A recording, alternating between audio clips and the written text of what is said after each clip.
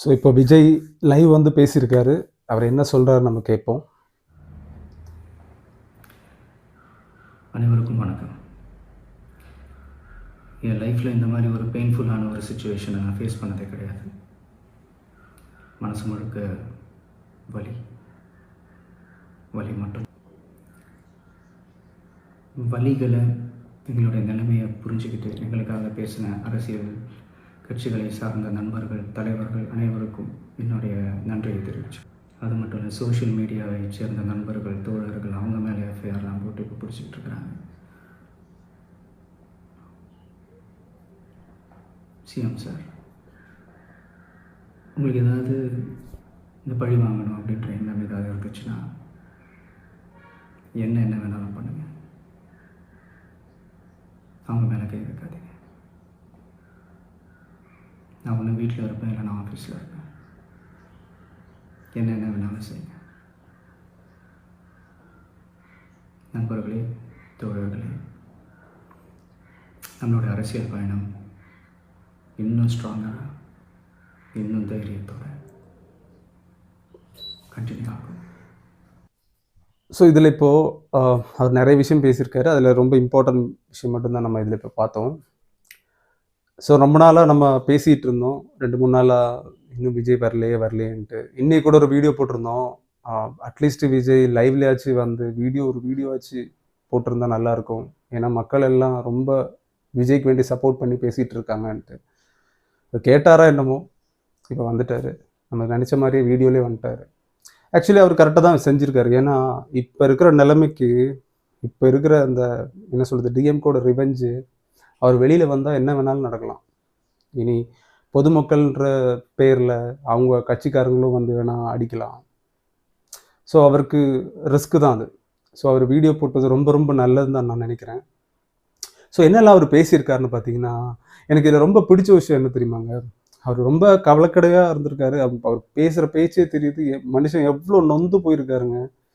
பாவங்க, இந்த மாதிரி ஒரு என்ன சொல்கிறது, எப்படி கலகலன்னு பயங்கர வீரம் மாதிரி பேசிகிட்டு இருந்த ஒரு மனுஷனை படுக்க வச்சிட்டிங்களாடா.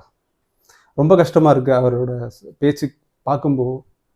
ஸோ அவர் இதில் இரங்கலும் தெரிவிச்சிருக்காரு. அவர் பேசினதுல எனக்கு ரொம்ப பிடிச்ச விஷயம் என்னென்னா, அவருக்காக பேசின யூடியூபர்ஸ், இன்ஃப்ளூயன்சர்ஸ், சப்போர்ட் பண்ணவங்க எல்லாரையும் எஃப்ஐஆர் போட்டு அரெஸ்ட் பண்ணிட்டு போயிருக்காங்க. அட்லீஸ்ட் யூடியூபர்ஸ் அவங்களுக்கும் கூட அவர் சப்போர்ட் பண்ணி பேசியிருக்காருன்னு நினச்சி பாருங்களேன். அந்த மனுஷன் எவ்வளோ பார்க்குறாரு, மக்களோட இது எல்லாம் வாட்ச் பண்ணுறாருன்னு இதுலேருந்தே தெரியுதுல்ல.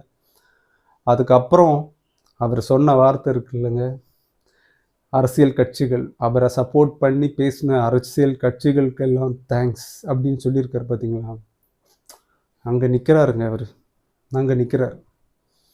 அந்த மனுஷன் ரொம்ப நொந்து போயிட்டு அந்த மாதிரி ஒரு சூழ்நிலையில் கூட அந்த மாதிரி கட்சிகள் அவருக்கு வேண்டி ஆதரவு தெரிவித்த, அவர் யார் சொல்கிறாருன்னு உங்களுக்கு கண்டிப்பாக தெரியும், அண்ணாமலையும் அப்புறம் நம்ம எடப்பாடியும் தான்.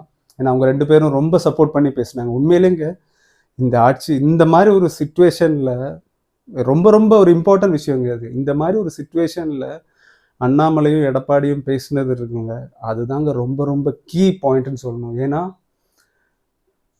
டிஎம்கே நினச்சிருக்க மாட்டாங்க எடப்பாடியும் அண்ணாமலையும் இல்லை என்ன சொல்கிறது சீமானும் இவங்க எல்லாம் இந்த மாதிரி. சீமான் கூட அவ்வளோ சப்போர்ட் பண்ணல, அவர் ஜஸ்ட் ஒரு பேச்சில் சொன்னார். ஆனால் அண்ணாமலையும் எடப்பாடியும் ரொம்ப சப்போர்ட் பண்ணாங்க. டிஎம்கே கனவுல கூட நினச்சிருக்க மாட்டாங்க இந்த மாதிரி அவங்க பேசுவாங்கன்ட்டு. இப்படியே ஃபஸ்ட்டு எடப்பாடி பேசினனால தான் இந்த விஷயம் இப்படி ஒரு பாயிண்ட் ஆஃப் வியூ இருக்குன்னு மக்களுக்கு தெரிய வந்தது. அதாவது மக்கள்கிட்ட இன்டர்வியூ எடுக்கிறதுக்கு முன்னாடி. ஏன்னா ஃபஸ்ட்டு நம்ம பார்க்குறது எடப்பாடியோட இன்டர்வியூ தான். அது வரைக்கும் பாதிக்கப்பட்ட மக்களோ சரி, அங்கே இருந்த மக்களோட இன்டர்வியூஸ் எல்லாம் யூடியூப்பில் வரவே இல்லை. ஃபஸ்ட்டு எடப்பாடி தான். அதுவரை நம்ம ஐயோ விஜயால் இப்படி ஆயிடுச்சு நம்ம ரொம்ப இதாக இருந்தோம். ஆனால் எடப்பாடியோட அந்த இன்டர்வியூக்கு அப்புறம் தான் ஸோ இப்படி ஒரு பாயிண்ட் ஆஃப் வியூ இருக்குன்னு சொல்லிட்டு அதுக்கப்புறம் மக்களோட இன்டர்வியூ எல்லாம் பார்க்கும்போது தான் நமக்கு புரிய வந்தது அங்கே என்னமோ நடந்திருக்குன்ட்டு. ஸோ உண்மையிலே எடப்பாடிக்கு ரொம்ப தேங்க்ஸ் சொல்லணும். அதே மாதிரி அண்ணாமலை இப்போ கூட நம்ம ஹேமமாலினி அவங்க எம்பிஸ் எல்லாம் வந்து விசிட் பண்ணப்போ மக்கள்கிட்ட போய் கேட்கும்போது அண்ணாமலை தான் டிரான்ஸ்லேட்டராக இருந்திருக்காரு. ரொம்ப சூப்பராக டிரான்ஸ்லேட் பண்ணி கொடுத்துருக்காரு. உண்மையிலே அவர் ரொம்ப கஷ்டப்படுறாருங்க அண்ணாமலை. இப்போ எனக்கு என்ன பண்ணேன், ஏன்னா நான் ஆக்சுவலி எனக்கு அண்ணாமலை அவ்வளோலாம் பிடிக்காமல் இருந்தது. ஆனால் உண்மையிலேங்க விஜய் சப்போர்ட் பண்ணுற மாதிரி இந்த மாதிரி நிலைமையில விஜய் சப்போர்ட் பண்ணுறதை பார்க்கும்போது ரொம்ப அவர் மேலே ஒரு மரியாதையும் ரெஸ்பெக்டும் வருது அண்ணாமலை மேலே. எடப்பாடி மேலே எடப்பாடி இதுக்கு முன்னாடி இந்த மாதிரி தான். அவர் யாருமே அவதூறாக பேசுகிற ஆளே கிடையாது எடப்பாடி. ஆனால் அண்ணாமலை இவ்வளோ சூப்பராக பேசினது ரொம்ப பிடிச்சிருந்துச்சு. அந்த ஹேமா மாலினிக்கு எடுத்து சொல்கிறாங்க, அந்த எம்பிகளுக்கெல்லாம் எடுத்து சொல்கிறாங்க டிரான்ஸ்லேட் பண்ணி என்ன நடந்தது. கத்தியால் குத்திருக்கெல்லாம் சொல்கிறாங்க. எப்பா அப்போ அது உண்மையா? நானும் நினச்சேன் நிறைய பேருங்க சொல்கிறாங்களே அந்த கூட்டத்தில் கத்தியால் கிழிச்சாங்கன்னுலாம்.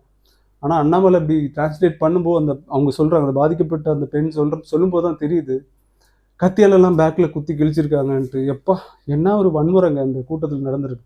அவ்வளோ நெரிசலில் ஒரு ஆள் கத்தியால் குத்துனா எப்படி இருந்திருக்கும்? அப்பா இதெல்லாம் இனிமேல் நடக்கவே கூடாதுங்க. அப்போ விஜய் இவங்களெல்லாம் புகழ்ந்து சொல்லியிருக்கிறது, இல்லை தேங்க்ஸ் சொல்லியிருக்கிறது ரொம்ப நல்லா இருக்குது பார்க்கறதுக்கு. அப்புறம் தான் சொன்னார் கடைசியில் ஒரு வார்த்தை, இந்த தமிழக வெற்றிக் கழகம் கண்டினியூ ஆகும்னு சொல்லியிருக்காரு. அது கேட்கும்போது தாங்க இனிமே தான் இறங்க போகிறாருன்னு தோணுது. இப்போ தான் அரசியல் என்னன்னு கற்றுருக்காரு. ஸோ கண்டிப்பாக இனிமே விஜயோட அரசியல் ஆட்டத்தை நம்ம பார்க்கலாம்.